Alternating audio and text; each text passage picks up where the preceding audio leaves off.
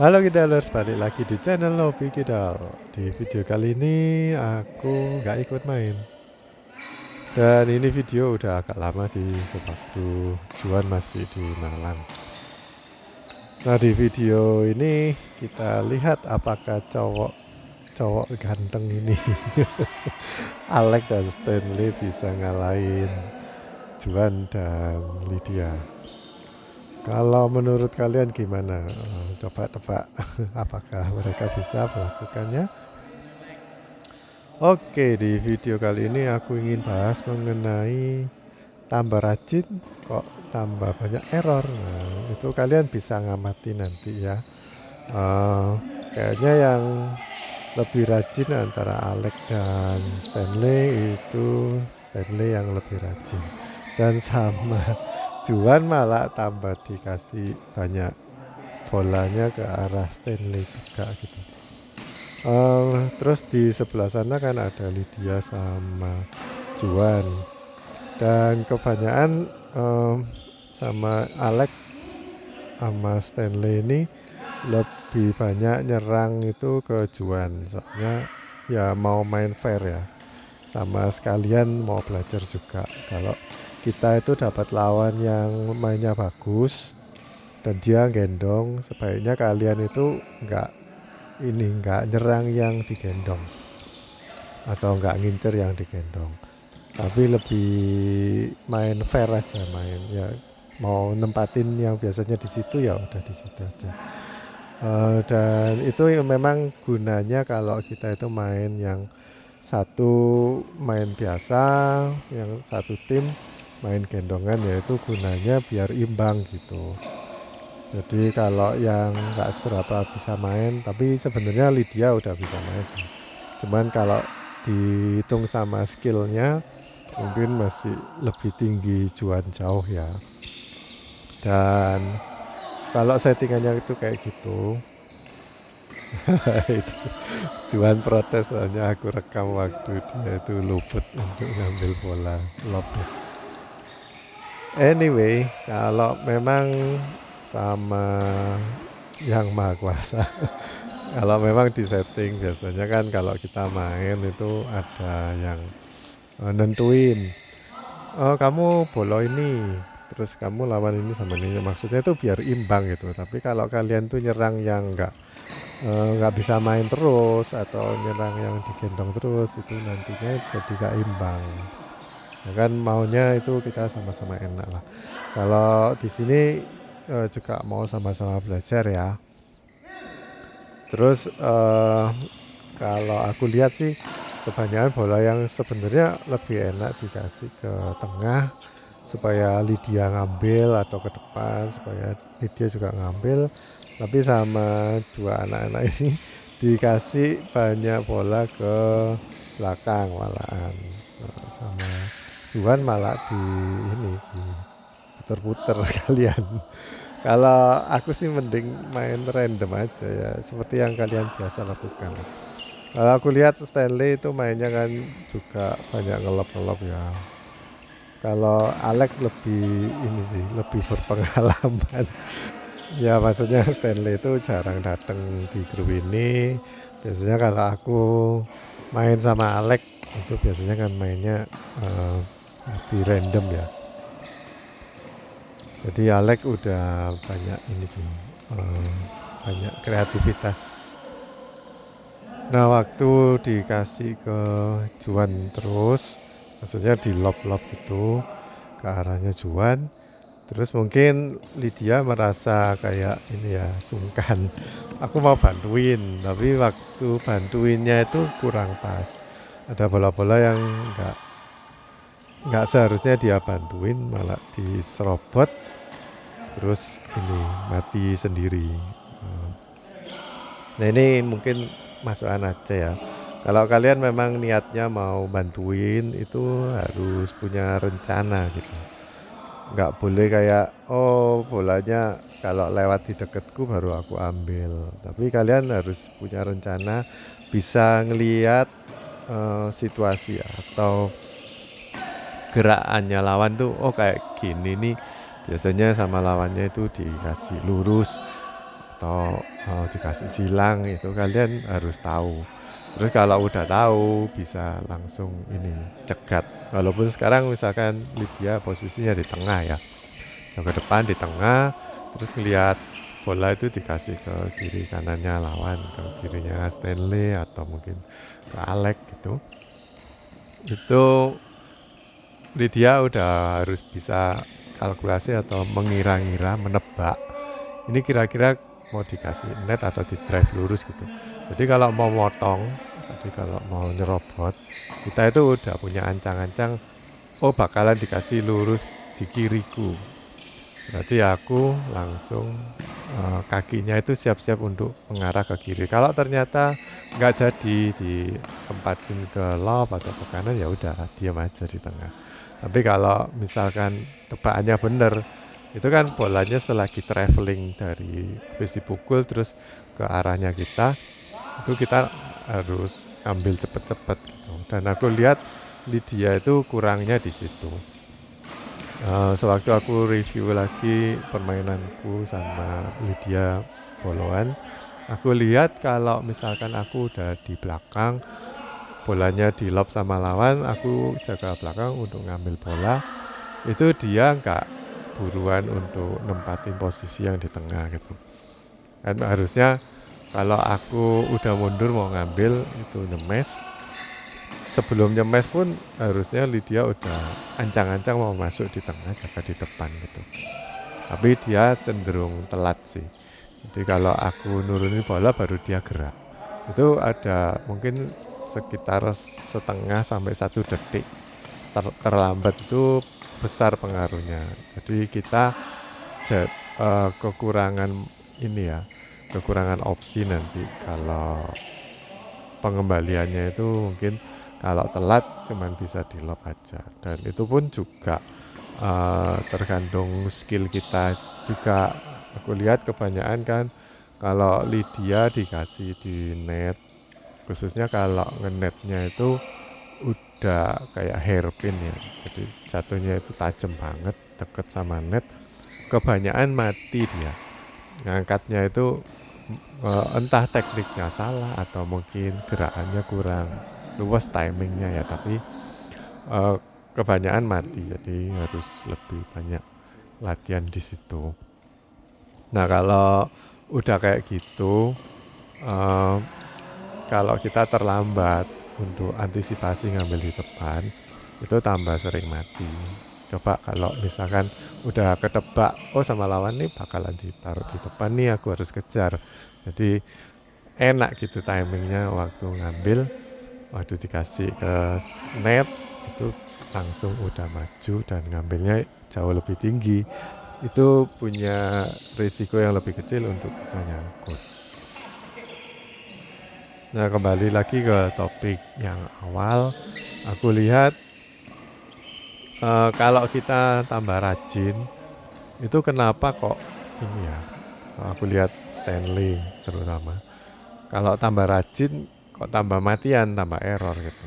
Selain memang karena Juan bagus ya mainnya, jadi kalau di lobby terus sama Juan tambah disemesi terus. Dan aku rasa bagus sih Stanley itu, defense-nya bagus.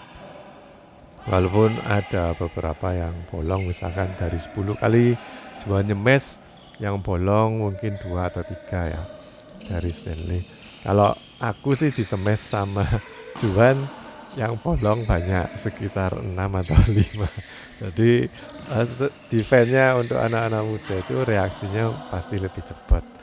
Jadi kalau semesnya keras, mengembalikannya juga lebih bagus. Cuman ini ya, mungkin ada posisi-posisi tertentu kayaknya Stanley itu terlalu banyak cover lapangan, kayaknya nganggep Alex ini underling atau ini ya, sebagai peran pembantunya Stanley gitu. Jadi kayaknya bukan 60-40 tapi sekitar 55% itu lapangan dikuasai oleh Stanley, bukan 50-50. Ini sebenarnya ya nggak terlalu kayak matematis juga ya. Gak selalu gitu, kadang-kadang kita memang harus menguasai 60, terus partner kita 40, tapi kadang berubah gitu.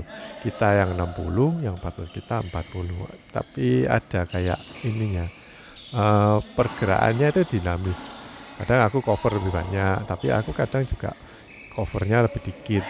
Biarin partnerku yang cover lebih banyak. Khususnya kalau bolanya dikasih ke partnerku terus, jadi dia harus menguasai lebih banyak.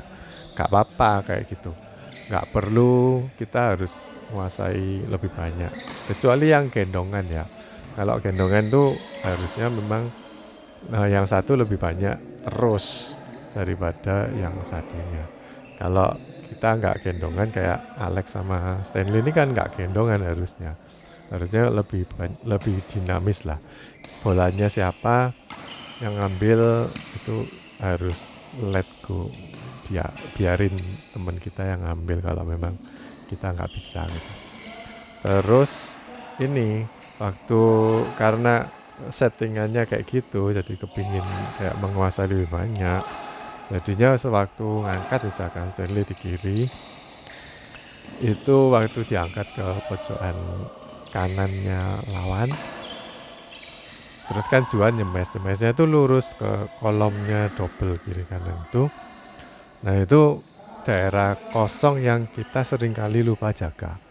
Jadi kalau kita udah kepingin ini ya, kayak cover yang di daerah depan, kayak niat banget, ini kayaknya mau di drop shot, karena Juan juga sering main drop shot kan, kayak gerakannya kayak mau nyemes tapi di drop shot. Jadi harus siap juga untuk maju ke tengah. Soalnya Juan juga sering drop shot ke tengah. Siapa yang mestinya ngambil, dan Stanley punya inisiatif itu untuk mau ngambil di daerah situ, jadi dia jaganya di belakangnya garis T, atau tetap di kolom kiri tapi lebih dekat ke garis tengah. Dan ternyata sama Juan di smash lurus, akhirnya bolong, mati di bagian-bagiannya Stanley, mati. Itu sebenarnya kan nggak boleh. Kalau lihat aturannya main double, harusnya yang berada di kiri harus jaga kolomnya double itu, sedangkan Alex yang nempati di ruang agak tengah di belakangnya garis T. Harusnya itu seperti itu, cuman nggak banyak pemain yang melakukan hal itu, khususnya di kalangan kita yang social club ya. Dan selama masih kuat sih harusnya mau rajin ya gak apa-apa. Kemarin tuh kan aku main sama Andi ya. Aku kan udah lebih tua dari Andi ya harusnya. Tapi Andi juga nggak bisa lari gitu. Dan sama lawan kalau Andi seringnya ngasih lob, sama lawan tuh nggak selalu di smash, tapi dikasih ke tengah-tengahnya aku dan Andi, jadi sering mati. Karena bingung, ini mau ngambil siapa. Dan waktu aku nggak siap, misalkan aku habis mukul kan harus kembali ke posisi yang benar. Itu biasanya aku terlambat karena kan memang udah capek ya, dan harusnya Andi itu yang cover. Kalau bapak-bapak, om-om itu kayak gitu mainnya, jadi yang kan udah tahu sama-sama lemah ya, jadi mainnya itu saling cover. Kalau aku habis mukul, itu sebaiknya temennya yang melakukan pengembalian berikutnya ketika berada di deket bola atau berada di tengah-tengah, itu harusnya temennya yang ngambil gitu. Lain kalau kayak ini ya, Stanley sama Alex, kalau misalkan Stanley kuat untuk ngambil, habis dia itu nyemes terus dikasih ke tengah dia tetap bisa ngambil, ya gak apa-apa gitu.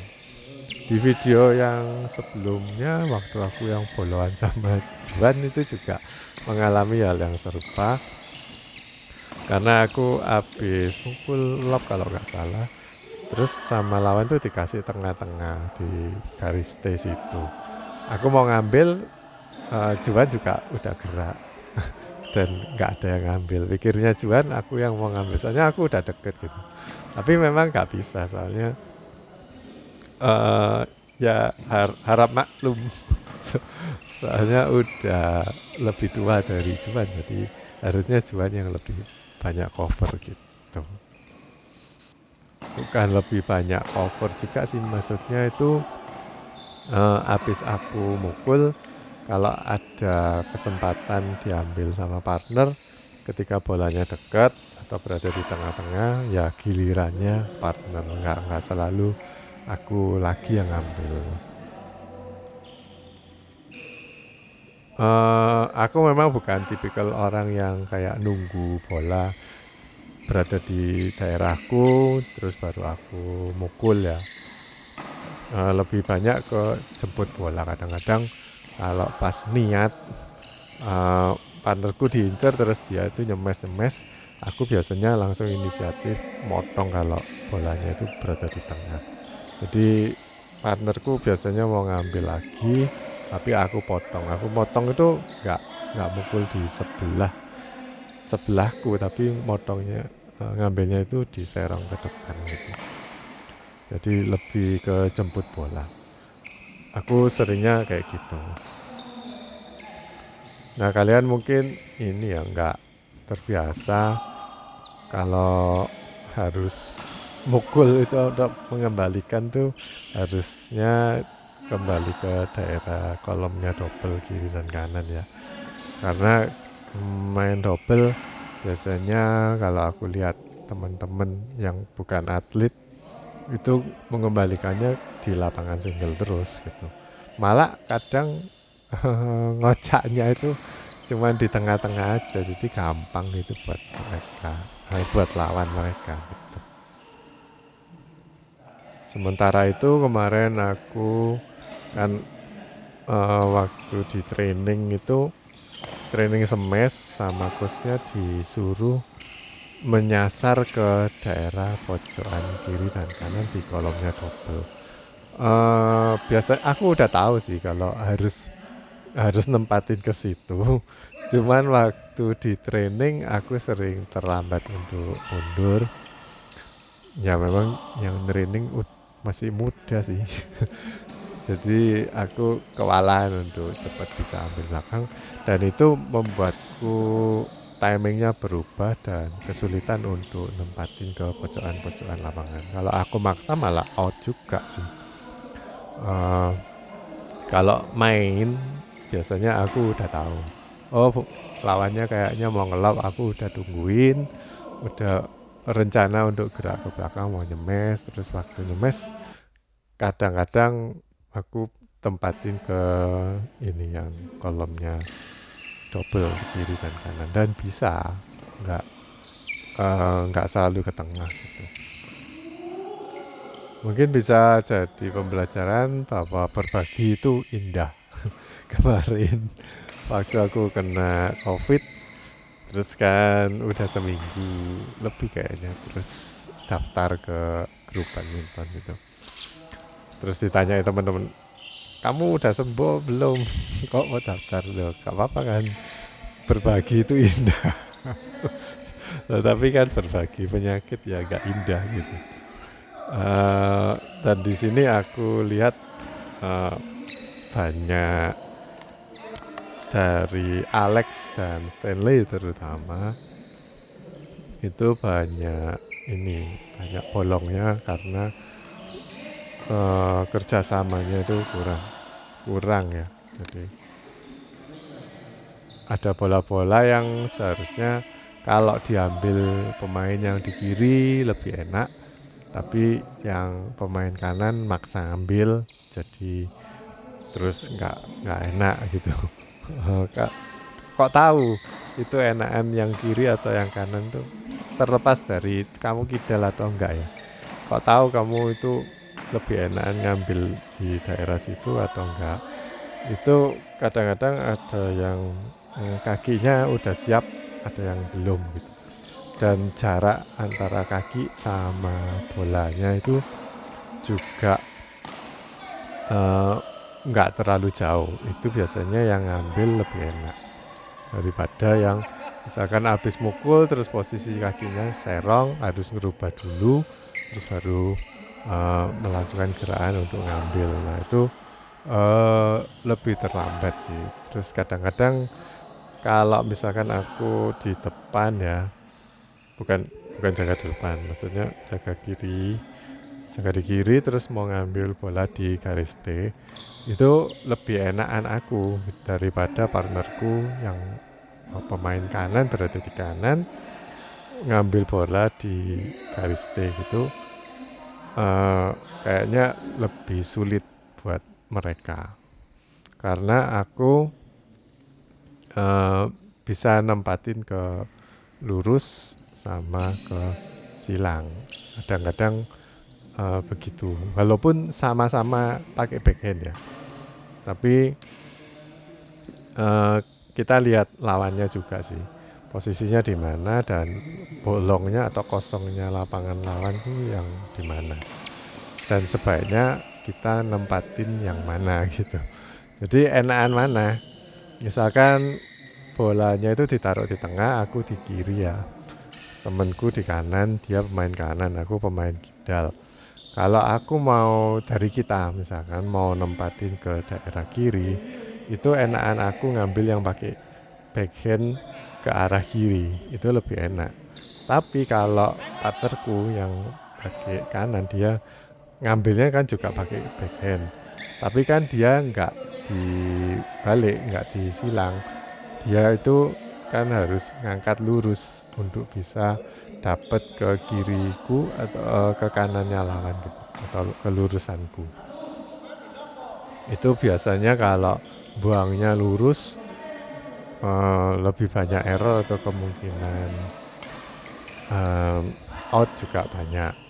Tapi yang lebih penting sebenarnya kalau kita maju terus ngambil backhand kan gerakannya kayak V ya, bolanya itu jadi kayak V. Itu bisa nipu lawan juga. Soalnya gerakannya kan lurus ke serong ke kananku ya, jadi ke kirinya lawan. Gerakannya lurus.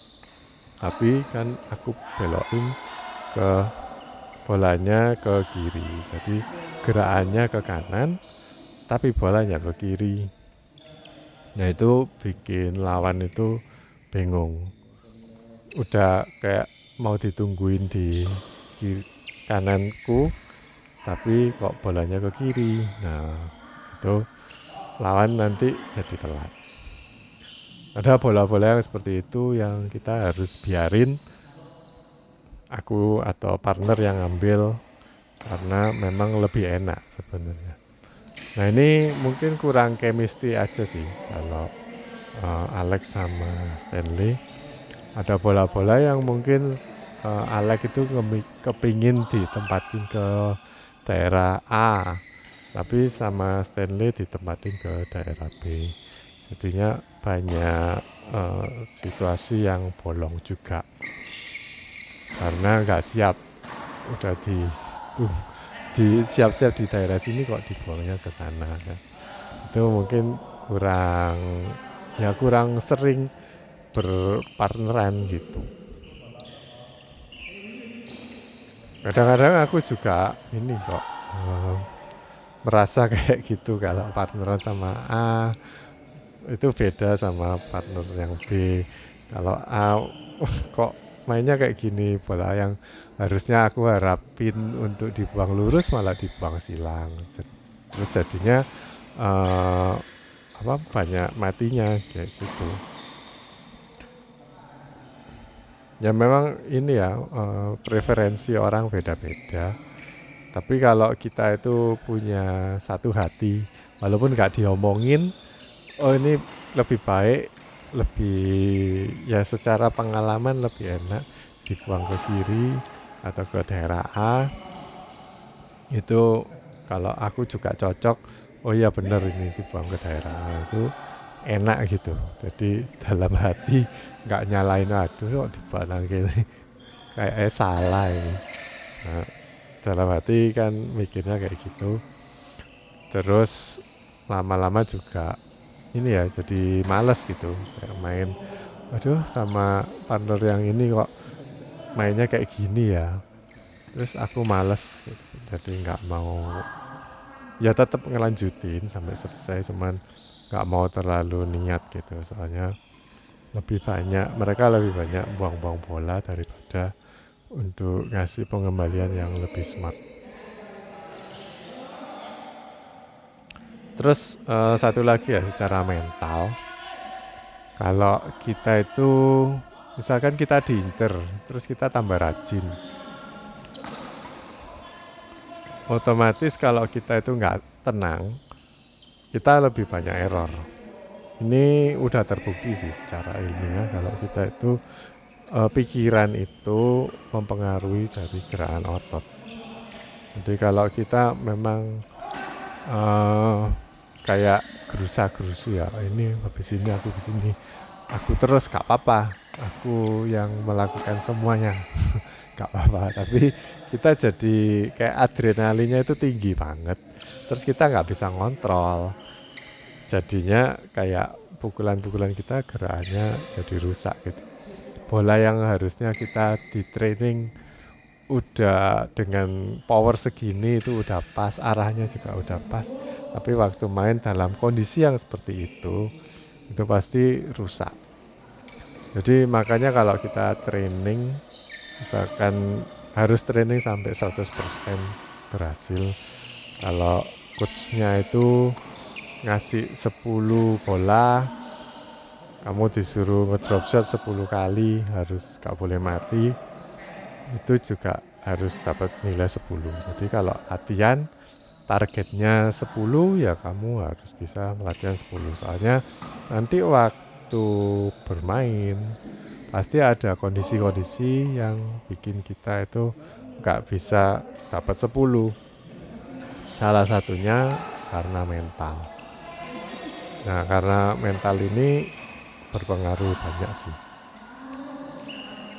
Contoh lainnya mungkin kalau bukan di badminton, kalian berlatih bernyanyi nggak fals sampai latihan berpuluh-puluh kali, bagus latihannya, sempurna.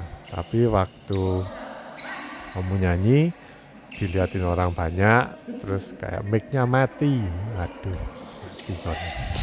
Terus dilihatin orang banyak, terus dielu kan, lu, kayak disorai, terus kamu ini gugup, makanya terus berkurang ininya. Jadi yang tadinya udah latihan sempurna, terus berkurang fals atau apa gitu, itu mempengaruhi performa. Badminton aku rasa juga seperti itu sih. Oke guys, gitu aja video kali ini. Sampai jumpa di video berikutnya dan semoga bermanfaat ya. Bye bye.